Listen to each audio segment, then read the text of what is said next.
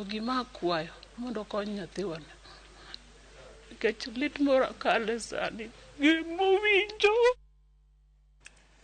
Gin weche malit mokalo matimore pacho ka gi e thuoloni. Ka wadhi weche mamoko ni riwruok mar kembe mathedho mwandu Kenya Association of Manufacturers oyango ni piny Kenya osewito omenda maromo siling bilion 2.8 odiochieng' kodiochieng' kaluwore gi ng'anyo mosebedo kadhi nyime pacho ka kuom jumbe 2 mokalo.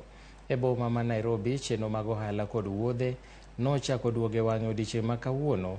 E seche ma arita kwe bende ne nie chuny bomano, kobila nobedo akicha ma neno ni arita obedo makare.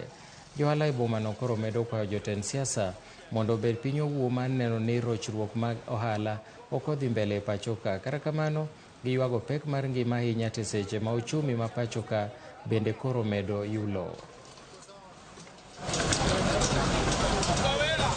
Ji ng'anyo nikech odenyo, ji ok ng'any ni ji mor. Ere ng'ama koduoko mogo piny onge ng'ama nyalo ng'anyo. Wach kia tax magikelo mang'eny, gi overtax wa. Ohala osebedo matek nikech jogi ok bi, nikech ka giwinjo ka ng'anyo nitie to onge kamoro ma ginyalo bire, nikech giluor.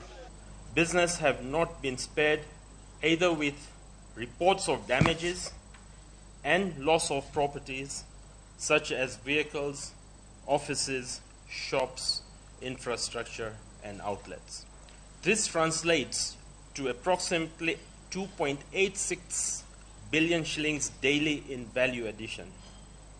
Therefore, the country stands to lose up to 2.86 billion shillings daily if the protests continue to disrupt